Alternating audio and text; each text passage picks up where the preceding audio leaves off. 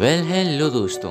आज मैं एक 2007 में रिलीज हुई ड्रामा और रोमांटिक मूवी की स्टोरी एक्सप्लेन करने वाला हूँ। और अगर आपने इससे पहले चैनल को सब्सक्राइब नहीं किया है तो चैनल को सब्सक्राइब करके बेल आइकन ऑन कर लो, ताकि चैनल पर आने वाली सभी लेटेस्ट मूवीज के नोटिफिकेशंस आप तक सबसे पहले पहुँच जाएं। So let's begin with the movie Savage grace.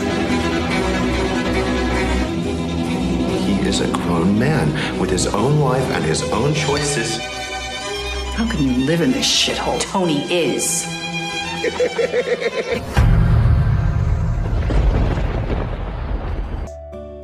जैसे ही मूवी स्टार्ट होती है हमें एक बारबेरा नाम की ब्यूटीफुल लेडी को दिखाया जाता है और साथ ही उसके हस्बैंड ग्रूक को भी दिखाया जाता है। उन दोनों का एक बेटा भी है जिसका नाम टोनी है। ग्रूक अपने बेटे टोनी से ज्यादा प्यार नहीं करता और उसकी माँ बारबेरा उससे बहुत प्यार करती है। अब वो दोनों हस्बैंड और वाइफ एक पार्टी में जाने के लिए तैयार होते हैं। अपने बेटे का ध्यान रखने के लिए वो एक मेड को छोड़ जाते हैं। फिर वो दोनों पार्टी के लिए निकल जाते हैं। पार्टी में सब लोग बारबेरा को ही देख रहे थे क्योंकि वो काफी खूबसूरत लग रही थी। वो जाकर अपने दोस्तों के साथ बैठ जाती है और उनके साथ डिनर करने लगती है। वहाँ बारबेरा अपनी एक दोस्त सोनम से पूछती है कि क्या वो $10 मिलियन के लिए किसी इंसान का मीट खा सकती है, और सोनम मना कर देती है। फिर बारबेरा अपने हस्बैंड ग्रूक से पूछती है कि क्या वो $10 मिलियन के लिए सोनम के साथ सो सकता है, पर ग्रूक उसके सवाल का कोई जवाब नहीं देता, बल्कि उसे बहुत गुस्सा आता है। अब बारबेरा फिर से ग्रूक से पूछती है कि क्या आप मुझे पार्टी के बाद किसी अनजान आदमी के साथ भेज सकते हो। तो ग्रूक गुस्सा में कहता है कि हाँ, आप जा सकती हैं, और ऐसा ही होता है। पार्टी के बाद बारबेरा एक अनजान आदमी से लिफ्ट मांगकर उसके साथ चली जाती है।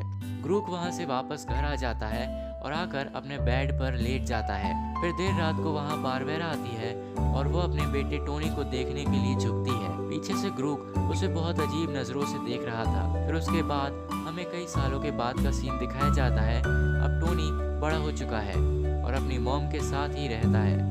उसके डैड अक्सर बिजनेस मीटिंग्स के लिए बाहर रहा करते हैं। एक दिन टोनी अपनी मॉम के साथ बाहर घूमने जाता है। उसकी मॉम उससे कहती है कि तुम मुझसे कितना प्यार करते हो।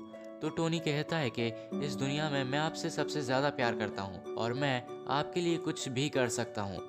तो बारबेरा कहती है कि क्या सच में तुम मेरे लिए कुछ भी कर सकते हो। तो टोनी कहता है कि हाँ। फिर कुछ दिनों बाद ग्रूक अपने फ्रेंड्स दोस्तों को अपने घर लेकर आता है और अपनी फैमिली बारबेरा और टोनी से इंट्रोड्यूस करवाता है। बारबेरा गेस्ट से कहती है कि उनके बेटे टोनी को काफी अच्छी फ्रेंच आती है और वो उन्हें एक फ्रेंच बुक पढ़कर भी सुनाएगा। पर टोनी उस बुक को ज्यादा अच्छे से नहीं पढ़ पाता, तो उसका एक फ्रेंच गेस्ट उसका मजाक उड़ाने लगता है कि तुमने तो कहा था कि इसे काफी अच्छी फ्रेंच आती है, पर इसने तो अभी तक एक शब्द भी सही से नहीं पढ़ा। अपने बेटे का मजाक उड़ाते हुए देख बारबेरा उन गेस्ट पर चिल्लाकर उन्हें घर से बाहर निकाल देती है। ये देखकर ग्रूक भी बारबेरा से गुस्सा होकर उस रात एक होटल में रुकता है। ग्रूक को मनाने के लिए बारबेरा रात को होटल जाती है और वो वहाँ उसके साथ इंटीमेट होने लगती है। अगले दिन जब बारबेरा और ग्रूक घर आते हैं तो ग्रूक देखता है कि टोनी के बेड में कोई लड़का सो रहा है और टोनी बाथरूम में नहा रहा है। ये देखकर ग्रूक को बहुत गुस्सा आता है और हमें पता चलता है कि टोनी कोई आम प्रजाति का इंसान नहीं है, मतलब टोनी एक गे है। फिर अगले सीन में हम कुछ दिन बाद का सीन देखते हैं कि अब टोनी बड़ा हो चुका है। वो अपने दोस्त जैस के साथ एक बीच पर मजे कर रहा है और लड़कियों को ताड़ रहा है।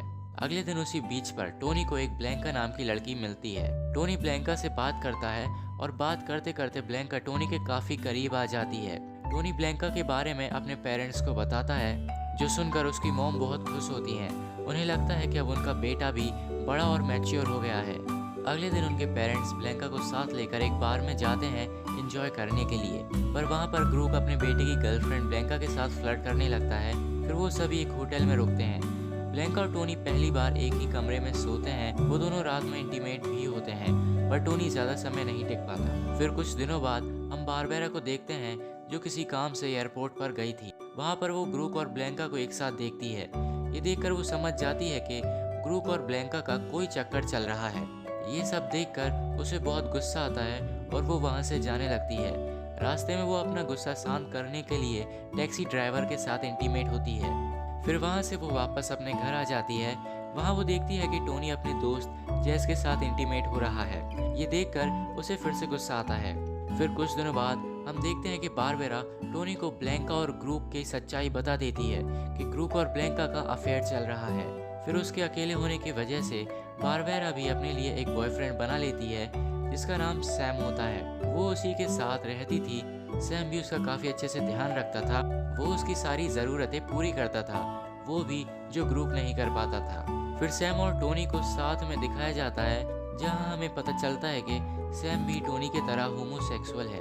फिर अगले दिन जब वो नहाकर वापस आता है, वो अपनी मॉम और सैम को बेड पर लेटा देख खुद भी वहां लेट जाता है उस मोमेंट को एंजॉय करने के लिए। पर अगले दिन बारबेरा सैम को अपने बेटे के साथ ऐसा करने के लिए बहुत डांटती है। अब कहीं ना कहीं टोनी अपने डैड को एक और मौका देना चाहता था। वो उनके लिए एक लेटर लिखता है और वहीं उनके घर के बाहर छुपाने लगता है, पर ब्लैंका उसे ऐसा करते हुए देख लेती है और वो नीचे आ जाती है। टोनी उसे देखकर लेटर वहीं छोड़कर भाग जाता है। उस लेटर में लिखा हुआ था कि डैड, हमें आपकी बहुत ज़रूरत है, प्लीज़ आप वापस आ जाओ। फिर हम बारबेरा को देखते हैं जो एक पेंटिंग बना रही होती है। पेंटिंग बनाते हुए ही वो रोने लगती है। तभी सैम वहाँ आकर उसे संभालता है और दोनों ही इंटीमेट होने लगते हैं। फिर हम टोनी को वापस घर आता हुआ देखते हैं। जब वो अपनी मॉम और सैम को इंटीमेट होते हुए देखता है तो वो भी उन्हें ज्वाइन कर लेता है और फिर वो सब थ्रीसम करते हैं। फिर कुछ दिनों बाद सैम को टोनी और बारबेरा को छोड़कर कहीं बाहर जाना पड़ता है। उसके जाने के बहुत दिनों बाद बारबेरा काफ़ी दिनों से अकेले होने की वजह से डिप्रेशन फील कर रही थी। कई बार तो वो सुसाइड करने की भी कोशिश करती है, पर टोनी उसे बचाने के लिए हॉस्पिटल ले जाता है। फिर हम देखते हैं कि बारबेरा और ग्रुप की एक पुरानी फ्रेंड टोनी के पास आती है और उससे कहती है कि तुम्हारे डैड ग्रुप एक अजीब ही किस्म के साइको इंसान है, तुम्हें उनसे दूर रहना चाहिए।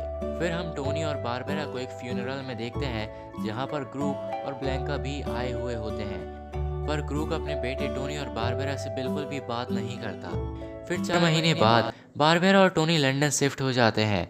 वहाँ वो अपने नए दोस्त बना लेते हैं। एक दिन बारबेरा अपने दोस्त से मिलने जाती है। वापस आकर टोनी उसे बताता है कि अब उसका भी एक टी फ्रेंड बन गया है।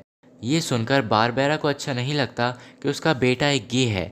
उसकी इसी आदत को छुड़ाने के लिए वो उसे सेड्यूस करने लगती है और फिर वो दोनों इंटीमेट होते हैं। ऐसा कई दिनों तक चलता है, पर फिर अचानक टोनी की दिमाग की हालत ख़राब हो जाती है और फिर अचानक बारबेरा और टोनी की किसी बात पर बहस हो जाती है और टोनी एक नाइफ से अपनी मॉम पर अटैक कर देता है और वहीं उसकी मॉम की मौत हो जाती है। फिर टोनी पुलिस ऑफिसर को कॉल करके अपनी मॉम की मौत के बारे में बता देता है और उनके आने तक वो अपनी मॉम के सामने बैठकर ही नूडल्स खाता है। जब पुलिस वहां पहुंचती है तो उसे देखकर वो समझ जाते हैं कि टोनी मेंटली डिस्टर्ब्ड हो चुका है। वो लोग उसे मेंटल हॉस्पिटल में डाल देते हैं और फिर कुछ दिनों बाद खबर आती है कि टोनी ने वहीं पर सुसाइड कर लिया है। और इसी के साथ ये मूवी एंड हो जाती है। Hope you enjoyed this video. For more such video subscribe to our channel and press the bell icon. और हमें कमेंट करके ज़रूर बताएं कि आपको मूवी की स्टोरी कैसी लगी।